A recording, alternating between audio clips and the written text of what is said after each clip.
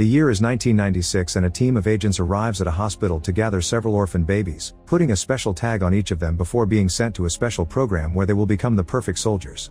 They are specifically chosen and go through an extremely difficult training program during which they are taught that weakness isn't an option and that they must be perfect at all times, always obeying orders and showing no emotion. They make the kids watch animals fight and kill each other, so they become numb to violence. They are also under supervision at all times and they can't leave their rooms. When the kids turn 8, the training of their minds and advanced skills begins.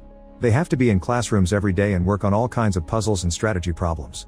When they turn 12, the training becomes brutal. The kids have to run many miles each day and keep their bodies in perfect condition.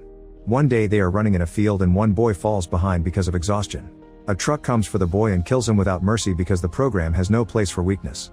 The other boys aren't allowed to react either, they just have to keep running. Once the kids grow into teenagers, they are trained with guns and taught to kill every target in sight, not allowing them to ever show mercy during missions.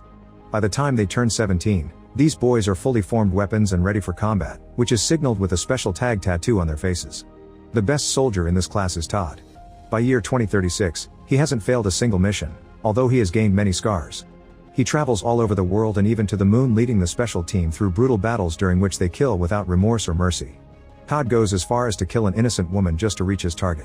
He only cares about the mission, not his fellow soldiers, and has never experienced normal human interaction. The commander behind this special unit is Church, who is very proud of his team's success. However, soon things get complicated when Colonel Malcolm comes to their base with a whole new unit, explaining that they are genetically engineered soldiers, almost superhuman.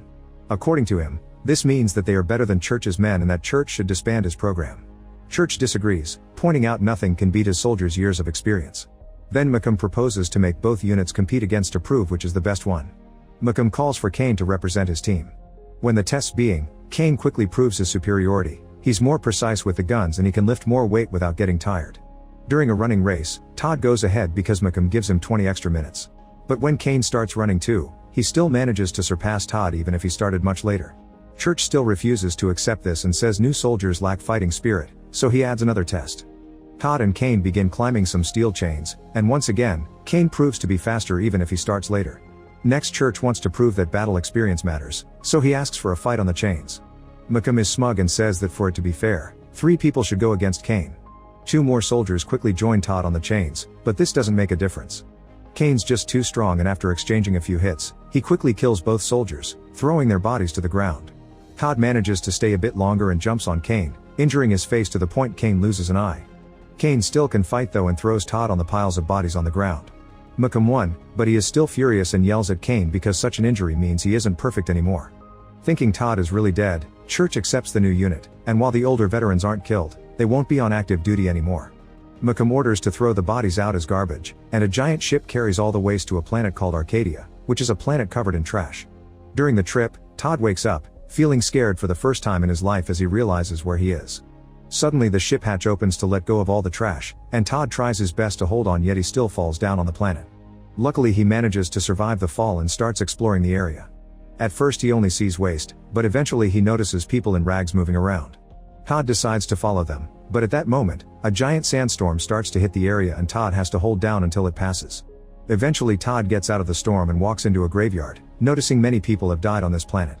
After some more walking, he finally arrives at what seems to be a colony that these people have built from garbage and ship parts. He sneaks around the stairs, but before he can do anything, a gust of wind throws Todd off and he passes out after noticing a bunch of kids staring. Afterward, all the people in the colony argue over what to do with Todd. It has been many years since anyone new came to this planet, so they don't know if they should trust Todd. In the end, the leader decides they'll help Todd but Mace must keep an eye on him. Meanwhile, Todd is being taken care of by Mace's wife Sandra, who shares medicine with him. The couple has a young kid named Nathan, who is curious about Todd but they don't let him be near him.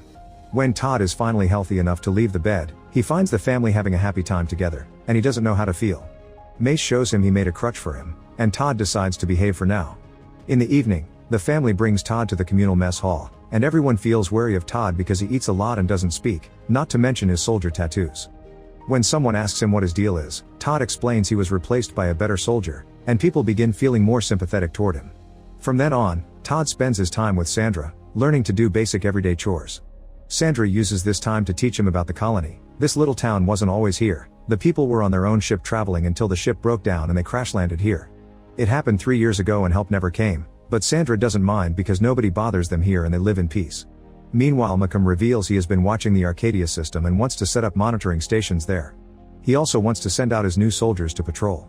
If there are any refugees or minors, they will be officially classifiable as hostiles, which Church doesn't approve of. Back in Arcadia, Sandra is taking care of the gardening and shocks Todd by teaching him how to plant a sprout.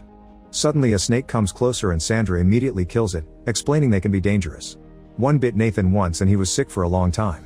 He is better now, but he can't talk because of it. Sometime later, Todd goes out with the men to salvage things from the trash.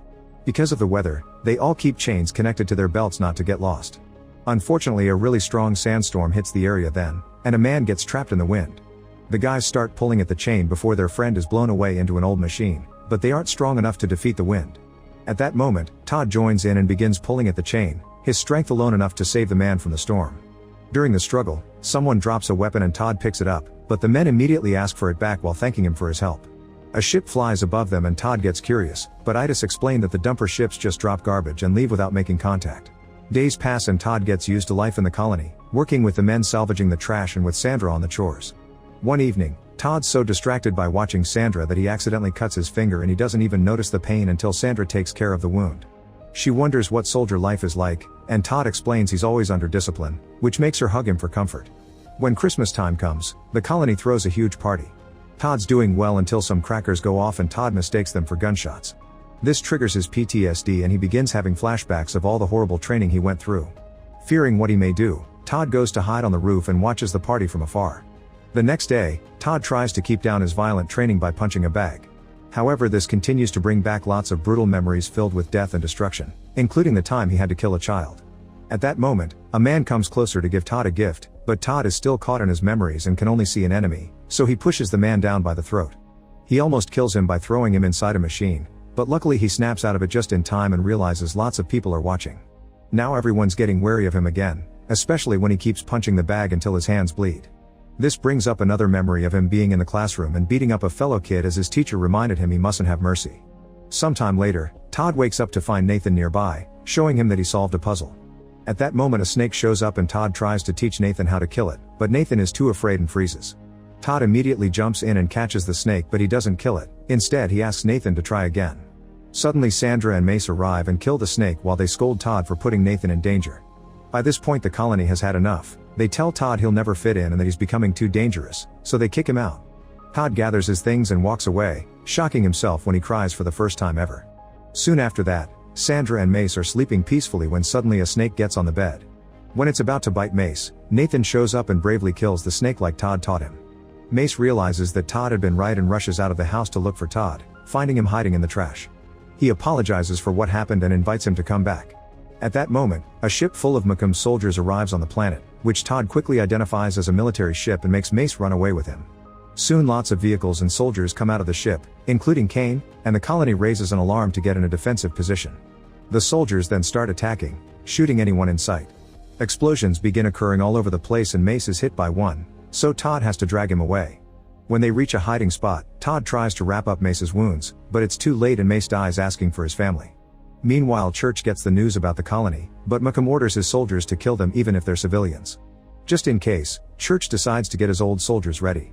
The leader of the colony comes out to try to communicate with the soldiers, but she just gets shot in the spot. The colonists immediately open fire to defend their home, but their few weapons aren't enough against such an army and soon the soldiers are causing death and destruction in town.